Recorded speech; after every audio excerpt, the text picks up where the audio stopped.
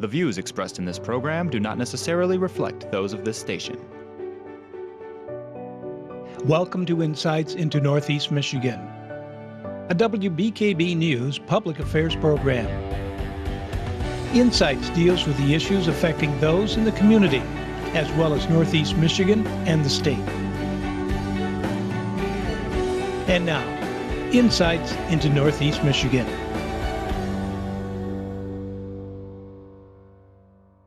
Good morning, everyone, and welcome to another episode of Insights. I'm Erica Fernandez, and I'm joined here today by two special guests, Ben and Ashley Eberly. Thank you guys so much for being here today. Thank you for inviting us. Of course. So today we're talking about how Ben and Ashley are the recipients of a smart home here in Alpena from Tunnel to Towers. So first, Ben, can you tell me a little bit about your military history? When did you first join? Of course. I was in 2005, graduated high school out of Mayo, and I joined when I was 17 out of Alpena here in active duty Army.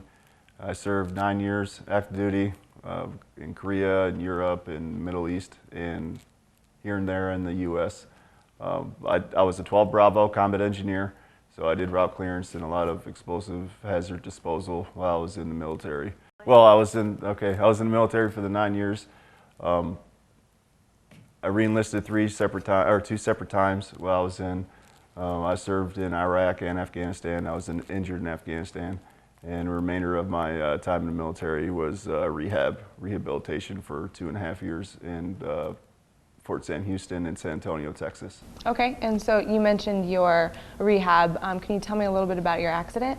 Yes, I was doing a route clearance patrol November 19th, 2011. I was in Afghanistan in Logar province, which is RC East of Afghanistan.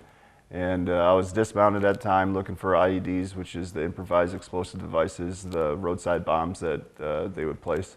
We would just patrol with our vehicles and dismounted and look for them with equipment and just our visual means with eyes and binoculars. I spotted some wires on the ground. I was one of the 3 squad leaders in our platoon.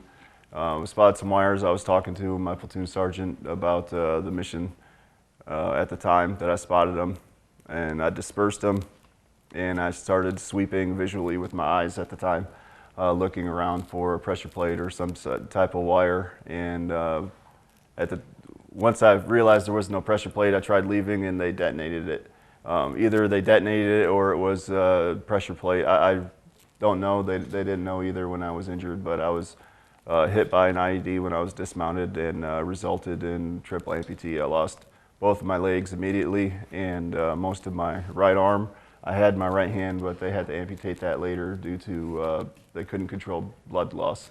So to save my life, they had to amputate it. Wow. But okay. I was, in my opinion, we had Czech Republic Special Forces with us, and their medic was the one that saved my life. He did surgery right then and there in the field, and I strongly believe he was the only reason why I'm here, other than, you know, my immediate surgery after the injury. Right, that's incredible. So fast forward to today. Yes. How are you guys involved with Tunnel to Towers?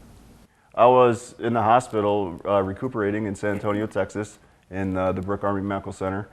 And they have, every weekend, they have a whole bunch of visitors that come through, dignitary people and just, you know, support for the military.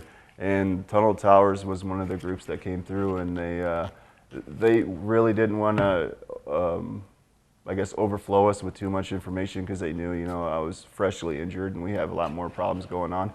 But they introduced us to the program and told us what's out there, you know, that for catastrophically wounded service members from the current wars, the Iraq and Afghanistan wars, and that they built smart homes for catastrophically injured service members, and that they were there to support us. They had the firefighters there from, you know, New York City Fire Department, and they were there to support us, and they were handing out T-shirts, and that's the very first time that we met them.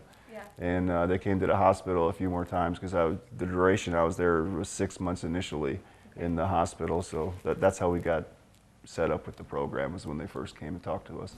So what does it mean to you guys to be receiving a home that will help fit your needs a little bit better? It means everything. It really, you don't really think about the things that you break when you're in a wheelchair. And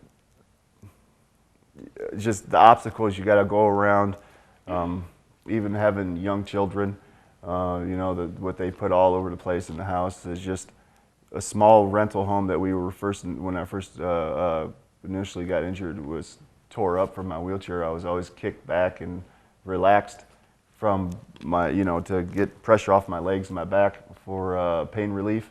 And I would run into the house all over the walls and put gouges in the walls, you know.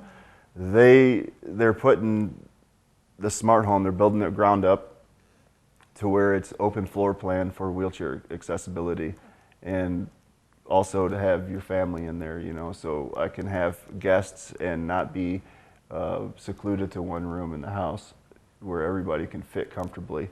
Not only that, you know, just being a husband, a father, just a family member, I'm more independent in a house that suits my physical demanding needs, you know, what I need to do, either cook or clean or just hang out with the children. I can do that. And it's like I don't know, just a huge weight off of our shoulders.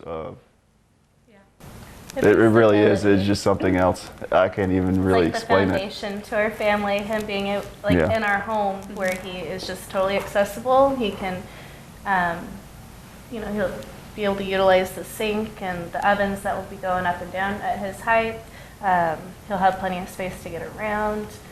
He'll be able to get into the children's bedrooms, be able to help with bath time. You know, now that we're having a home, we can get back into school. Just kind of find who we are, where we're at, and just we're happy here. Yeah. And not only that, but knowing that, you know, this is our home that's being built, we're not moving again. So we get to settle down, you know, and we get to understand where our children are going to be having their education, where ourselves, because we're young adults, that we're going to be doing our education. We're not going to be on the run anymore, which is a big thing for the family. Absolutely. Yes. So what would you want this type of event, really quickly tell me, how do you hope that this impacts the community, you know, being a veteran? Just the support, it's amazing. The support that I have received and that I've seen since I've been injured is Overwhelming. It's something else. I mean, I can't even explain it, because all the years when I was in the military before my injury, I was just on the go, so I never got to see the civilian side of things. It was just always in the field, always deployed, on the go. And now it's settled down, you know, the support from just our citizens is just, we're not letting it happen what happened to the Vietnam veterans again. That's a better way of putting it. And the support is out there for, you know, the veterans of the past wars that are coming around now that this war has kind of calmed down. They're supporting more of our previous veterans as far as getting them into like the CFI in San Antonio and helping them with walking. You know, there's organizations who donate homes, you know, foreclosed homes so that they can be comfortable. The support is out there from Americans. It's just overflowing, and it's out there. You just have to know how to find it. Okay, well, thank you guys so much for being here today, and Ben, thank you so much for your service. Well, thank you, and it's my pleasure. Stay tuned, because coming up next, I'll speak with Tom Mayle, who is the lead contractor in this project for Ben and Ashley.